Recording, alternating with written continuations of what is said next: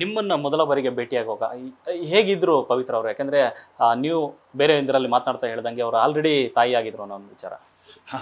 ಹೇಗಿದ್ರು ಅಂದರೆ ಅವ್ರ ಪರ್ಸ್ನಲ್ ಮ್ಯಾಟರ್ಸ್ ಏನು ಗೊತ್ತು ಅಂದರೆ, ನಾವು ಪಿಕ್ ಮಾಡೋಕೆ ಹೋಗ್ತೀವಿ ಅಂದರೆ ಅವ್ರ ಶೂಟಿಂಗ್ಗೆ ಪಿಕ್ ಮಾಡೋಕೆ ಹೋದಾಗ ಅವ್ರ ತಾಯಿ ಮಗು ಇರೋದು ಒಂದು ಚಿಕ್ಕ ಬಾಡಿಗೆ ಮನೆ ಕೋಣಗುಂಟೆ ಕ್ರಾಸಲ್ಲಿ ಇತ್ತು. ಮಗು ಗಂಡ ಜೊತೆಗಿರಲಿಲ್ಲ ಅವಾಗ. ಅದ್ರ ಬಗ್ಗೆ ಅವಳು ನಮ್ಮ ಹತ್ರ ಹೇಳ್ಕೊಂಡಿಲ್ಲ, ನಾವು ಯಾವತ್ತೂ ಕೇಳಕ್ಕೆ ಹೋಗಿರಲಿಲ್ಲ. ಏನಾಯಿತು ಎತ್ತ ಅನ್ನೋದೆಲ್ಲ ಗೊತ್ತಿಲ್ಲ. ಮದುವೆ ಆಗಿತ್ತು, ಮಗು ಆಗಿತ್ತು. ಆದರೆ ಅಮ್ಮ, ಮಗಳು ಮತ್ತು ಪವಿತ್ರ 3 ಜನ ಆ ಮನೇಲಿ ಇದ್ದಿದ್ದು.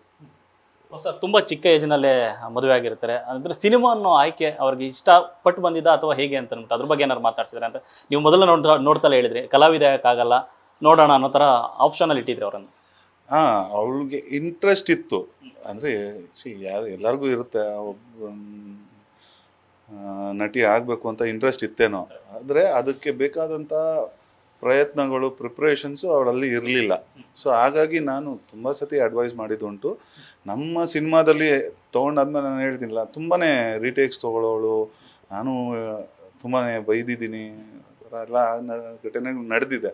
ಆ್ಯಂಡ್ ಕೆಲವೊಂದು ಮೂವಿಗಳಿಗೆ ಕೆಲವು ಡೈರೆಕ್ಟರ್ಸು ನನ್ನನ್ನು ಕೇಳೋರು, ಅವಾಗೂ ಹೇಳಿದ್ದೀನಿ ಬೇಡ ಅಂತ. ಆದರೆ ಒಂದು ಪಂದ್ಯ ಅಂತ ಒಂದು ಮೂವಿಗೆ ಒಂದು ಸಾಂಗಿಗೆ ಪರಿಚಯ ಮಾಡಿಕೊಟ್ಟಿದ್ದೆ. ಆ ಸಾಂಗ್ ಅದರಲ್ಲಿ ಅವಳು ಆ್ಯಕ್ಟ್ ಮಾಡಿದ್ಲು ಸಾಂಗಿಗೋಸ್ಕರ.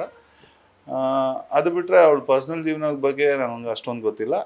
ಇದ್ರ ಬಗ್ಗೆ ನಟನೆ ಅವಳಿಗೆ ಆಸೆ ಇತ್ತು, ಬಟ್ ಅಷ್ಟೊಂದು ಇದಿರಲಿಲ್ಲ, ಈಗರ್ನೆಸ್ ಇರಲಿಲ್ಲ. ನಾನು ಆಗಲೇಬೇಕು ಅದಕ್ಕೆ ಹಾರ್ಡ್ ವರ್ಕ್ ಇರಲಿಲ್ಲ.